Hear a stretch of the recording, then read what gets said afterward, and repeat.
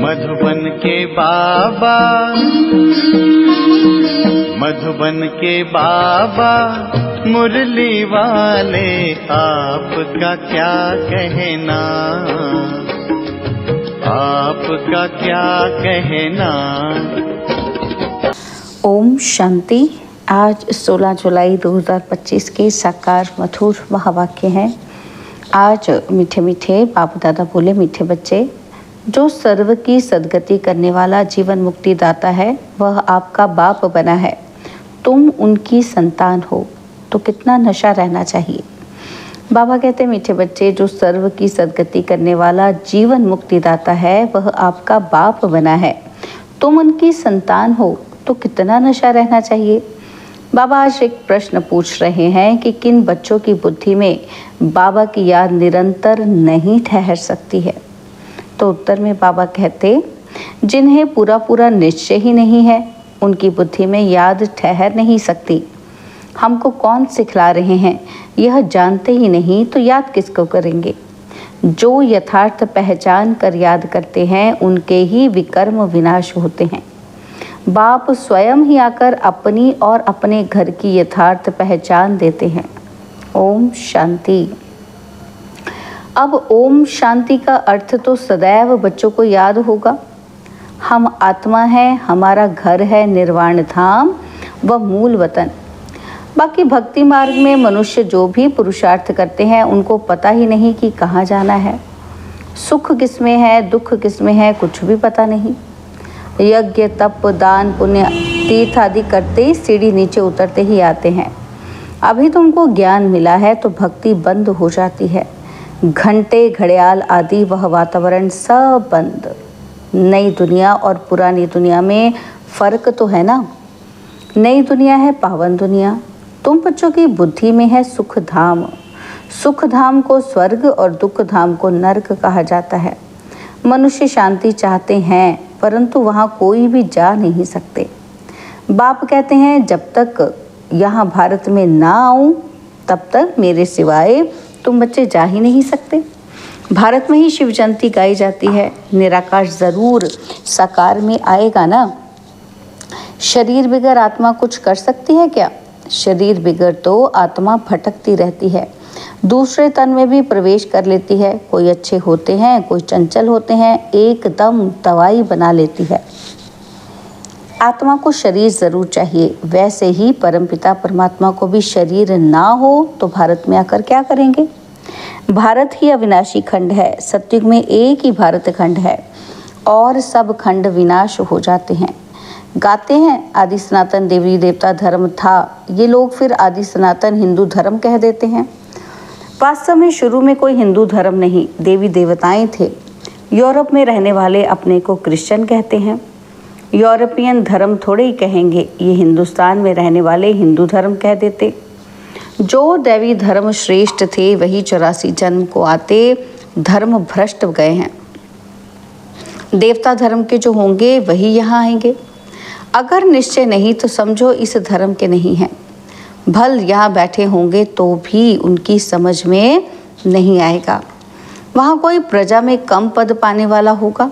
चाहते सब सुख शांति है, वह तो होता है सतयुग में।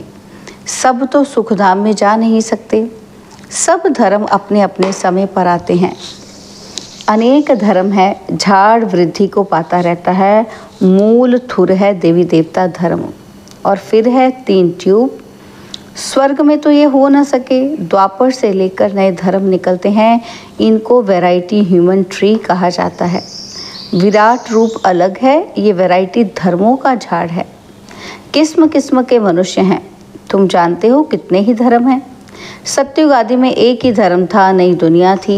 बाहर वाले भी जानते हैं भारत ही प्राचीन बहिष्ठ था, बहुत साहूकार था, इसलिए भारत को बहुत मान मिलता है। कोई साहूकार गरीब बनता है तो उस पर तरस खाते हैं। बेचारा भारत क्या हो पड़ा है, ये भी ड्रामा में पार्ट है। कहते भी हैं सबसे जास्ती रहमदिल ईश्वर ही है और आते भी भारत में ही है। गरीबों पर ज़रूर साहूकार ही रहम करेंगे ना। बाप है बेहद का साहूकार, ऊंच ते ऊंच बनाने वाला। तुम किसके बच्चे बने हो वो ये भी नशा होना चाहिए। परमपिता परमात्मा शिव की हम संतान हैं, जिसको ही जीवन मुक्ति दाता, सद्गति दाता कहते हैं।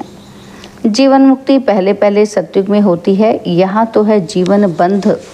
भक्ति मार्ग में पुकारते हैं, बाबा बंधन से छुड़ाओ। अभी तुम पुकार नहीं सकते। तुम जानते हो बाप जो ज्ञान का सागर है, वही वर्ड की हिस्ट्री, ज्योग्राफी का सार समझा रहे हैं। नॉलेजफुल हैं। ये तो खुद कहते हैं कि मैं भगवान नहीं हूँ।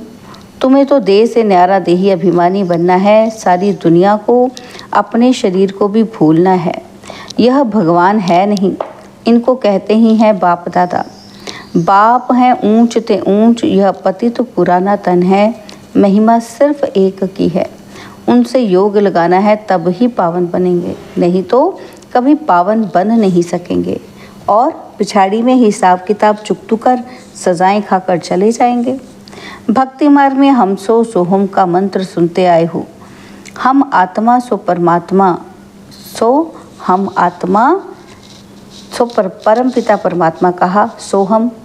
तो बाबा कहते आत्मा, यही रॉन्ग मंत्र परमात्मा से बेमुख करने वाला है आत्मा को। बाप कहते हैं बच्चे, परमात्मा सो हम आत्मा कहना ये बिल्कुल रॉन्ग है। अभी तुम बच्चों को वर्णों का रहस्य भी समझाया गया है। हम सो ब्राह्मण हैं, फिर हम सो देवता बनने के लिए ही पुरुषार्थ करते हैं। फिर हम सो देवता बन क्षत्रिय वर्ण में आएंगे। और कोई को थोड़ा ही पता है कि हम कैसे 84 जन्म लेते हैं, किस कुल में लेते हैं। तुम अभी समझते हो कि हम ब्राह्मण हैं, बाबा तो ब्राह्मण नहीं है, है ना। तुम ही इन वर्णों में आते हो। हम अब ब्राह्मण धर्म को अडॉप्ट किया है। शिव बाबा द्वारा प्रजापिता ब्रह्मा की संतान बने हो। यह भी जानते हो कि निराकारी आत्माएं असली ईश्वरीय कुल की हैं।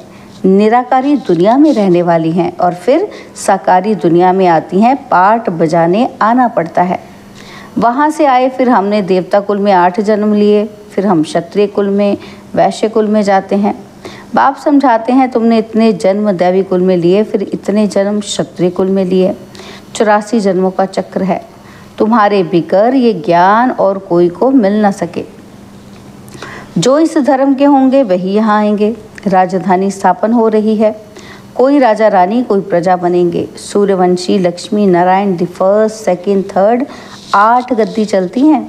और फिर क्षत्रिय धर्म में भी फर्स्ट, सेकंड, थर्ड ऐसे चलता है। ये सब बातें बाप समझाते हैं। ज्ञान का सागर जब आते हैं तो भक्ति खलास हो जाती है। रात खत्म हो, दिन होता है। वहाँ किसी भी प्रकार के धक्के नहीं होते। आराम ही आराम है, कोई हंगामा नहीं। यह भी ड्रामा बना हुआ है। भक्ति कल्ट में ही बाप आते हैं, सबको वापस ज़रूर जाना है। फिर नंबरवार उतरते हैं। क्राइस्ट आएंगे तो फिर उनके धर्म वाले भी आते रहेंगे। अभी देखो कितने क्रिश्चियन हैं। क्राइस्ट हो गया क्रिश्चियन धर्म का बीज, इस देवी देवता धर्म का बीज है परमपिता परमात्मा शिव। तुम्हारा धर्म स्थापन करते हैं परमपिता परमात्मा। तुमको ब्राह्मण धर्म में किसने लाया?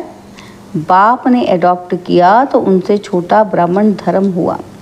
ब्राह्मणों की चोटी गाई जाती है, यह है निशानी चोटी। फिर नीचे आओ तो शरीर बढ़ता जाता है। ये सब बातें बाप ही बैठ समझाते हैं। जो बाप कल्याणकारी है वही आकर भारत का कल्याण करते हैं। सबसे अधिक कल्याण तो तुम बच्चों का ही करते हैं। तुम क्या से क्या बन जाते हो, तुम अमरलोक के मालिक बन जाते हो। अभी ही तुम काम पर विजय पाते हो, वहाँ अकाल मृत्यु होती ही नहीं, मरने की बात ही नहीं। बाकी चोला तो बदलेंगे ना, जैसे सर्प एक खाल उतार दूसरी लेते हैं, यहाँ भी तुम ये पुरानी खाल छोड़ नई दुनिया में नई खाल लेंगे। सत्य को कहा जाता है गार्डन ऑफ फ्लावर्स। कोई भी कुवचन वहाँ नहीं निकलता। यहाँ तो है ही कुसंग, माया का संग है ना, इसलिए इनका नाम ही है रौरव नर्क।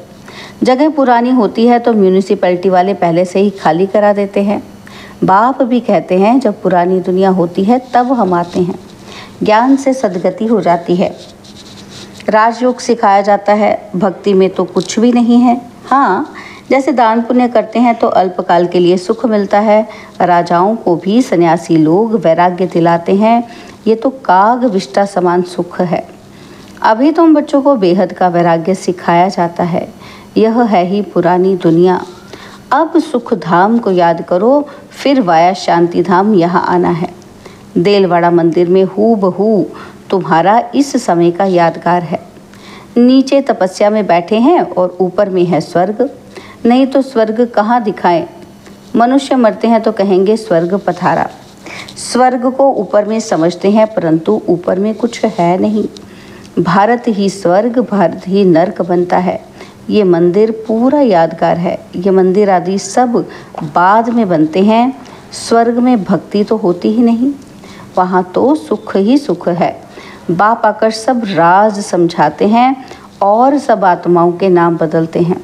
शिव का नाम नहीं बदलता, उनका अपना शरीर है ही नहीं। शरीर बिगड़ पढ़ाएंगे कैसे? प्रेरणा की तो कोई बात ही नहीं। प्रेरणा का अर्थ है विचार। ऐसे नहीं कि ऊपर से प्रेरणा करेंगे और पहुंच जाएंगे। इसमें प्रेरणा की कोई बात नहीं। जिन बच्चों को बाप की पूरी पहचान नहीं, पूरा निश्चय नहीं, उनकी बुद्धि में याद भी ठहरेगी ही नहीं। हमको कौन सिखला रहे हैं वह जानते नहीं तो याद किसको करेंगे? बाप की याद से ही तुम्हारे विकर्म विनाश होंगे। जो जन्म जन्मांतर लिंग को ही याद करते हैं, समझते हैं कि ये परमात्मा है, उनका ये चिन्ह है, वह है निराकार, साकार नहीं है। बाप कहते हैं मुझे भी प्रकृति का आधार लेना पड़ता है, नहीं तो तुमको सृष्टि चक्र का राज कैसे समझाऊं। ये है रूहानी नॉलेज। रूहों को ही ये नॉलेज मिलती है। ये नॉलेज एक बाप ही दे सकते हैं। पुनर्जन्म तो लेना ही है। सब एक्टर्स को पाठ मिला हुआ है। निर्वाण में कोई भी जा नहीं सकता, मोक्ष को पा नहीं सकते। जो नंबर 1 विश्व के मालिक बनते हैं वही 84 जन्मों में आते हैं। चक्र जरूर लगा रहा है। मनुष्य समझते हैं मोक्ष मिलता है, कितने मतांतर हैं। वृद्धि को पाते ही रहते हैं, वापस कोई भी जाते ही नहीं। बाप ही 84 जन्मों की कहानी बताते हैं। तुम बच्चों को पढ़कर फिर पढ़ाना है। ये रूहानी नॉलेज तुम्हारे सिवाय और कोई दे न सके। ना शूद्र ना देवताएं दे सकते। सत्युग में दुर्गति होती नहीं जो नॉलेज मिले। ये नॉलेज है ही सदगति के लिए। सदगति दाता, लिबरेटर, गाइड एक ही है। सिवाय याद की यात्रा के कोई भी पवित्र बन न सके। सजाएं ज़रूर खानी पड़ेंगी, पद भी भ्रष्ट हो जाएगा। सबका हिसाब किताब चुकतू तो होना ही है ना। तुमको तुम्हारी ही बात समझाते हैं और धर्मों में जाने की क्या पड़ी है। भारतवासियों को ही ये नॉलेज मिलती है। बाप भी भारत में ही आकर 3 धर्म स्थापन करते हैं। अभी तुमको शूद्र धर्म से निकाल ऊंच कुल में ले जाते हैं, वह है नीच पतित कुल।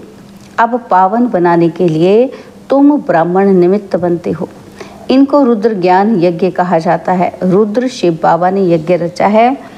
इस बेहद के यज्ञ में सारी पुरानी दुनिया की आहुति पड़नी है और फिर नई दुनिया स्थापन हो जाएगी।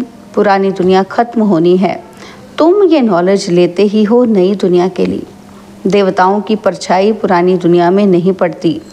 तुम बच्चे जानते हो कि कल्प पहले जो आए होंगे वही आकर ये नॉलेज लेंगे। नंबरवार पुरुषार्थ अनुसार पढ़ाई पढ़ेंगे। मनुष्य यहाँ ही शांति चाहते हैं। अब आत्मा तो है ही शांति धाम की रहने वाली, बाकी यहाँ शांति कैसे हो सकती है? इस समय तो घर घर में अशांति है। रावण राज्य है ना, तो सतयुग में बिल्कुल ही शांति का राज्य होता है। एक धर्म एक भाषा होती है। अच्छा, मीठे मीठे सिकिलदे बच्चों प्रति माता पिता बाप दादा का याद, प्यार और गुड मॉर्निंग। रूहानी बाप की रूहानी बच्चों को नमस्ते। हम रूहानी बच्चों की रूहानी बाप दादाजी को दिलवा जान सिकवा प्रेम से नमस्ते। ओम शांति। प्यारे बाबा, मीठे बाबा, मेरे बाबा, शुक्रिया बाबा, शुक्रिया बाबा, शुक्रिया। धारणा के लिए मुख्य सार है। पहला पॉइंट है, इस पुरानी दुनिया से बेहद का वैरागी बन अपनी देह को भी भूल शांति धाम और सुख धाम को याद करना है। निश्चय बुद्धि बन याद की यात्रा में रहना है। सेकंड पॉइंट है, हम सोहम के मंत्र को यथार्थ समझकर अब ब्राह्मण सो देवता बनने का पुरुषार्थ करना है। सभी को इसका यथार्थ अर्थ समझाना है। बाबा ने आज वरदान दिया, अंतर्मुखता के अभ्यास द्वारा अलौकिक भाषा को समझने वाले सदा सफलता संपन्न भव। अंतर्मुखता के अभ्यास द्वारा अलौकिक भाषा को समझने वाले सदा सफलता संपन्न भव। जितना जितना आप बच्चे अंतर्मुखी स्वीट साइलेंस स्वरूप में स्थित होते जाएंगे, उतना नैनों की भाषा, भावना की भाषा और संकल्प की भाषा को सहज समझते जाएंगे। ये 3 प्रकार की भाषा रूहानी योगी जीवन की भाषा है। यह अलौकिक भाषाएं बहुत शक्तिशाली हैं। समय प्रमाण इन तीनों भाषाओं द्वारा ही सहज सफलता प्राप्त होगी। इसलिए अब रूहानी भाषा के अभ्यासी बनो। स्लोगन है, आप इतने हल्के बन जाओ जो बाप आपको अपनी पलकों पर बिठाकर साथ ले जाएं। आप इतने हल्के बन जाओ जो बाप आपको अपनी पलकों पर बिठाकर साथ ले जाएं। बाबा के व्यक्त इशारे हैं, संकल्पों की शक्ति जमा कर श्रेष्ठ सेवा के निमित्त बनो। बाबा कहते हैं, वर्तमान समय विश्व कल्याण करने का सहज साधन अपने श्रेष्ठ संकल्प की एकाग्रता है। इससे ही सर्व आत्माओं की भटकती हुई बुद्धि को एकाग्र कर सकेंगे। विश्व की सर्व आत्माएं विशेष यही चाहना रखती हैं कि भटकी हुई बुद्धि एकाग्र हो जाए व मन चंचलता से एकाग्र हो जाए। इसके लिए एकाग्रता अर्थात सदा एक बाप दूसरा न कोई, इस स्मृति से एक रस स्थिति में स्थित होने का विशेष अभ्यास करो। अच्छा, ओम शांति।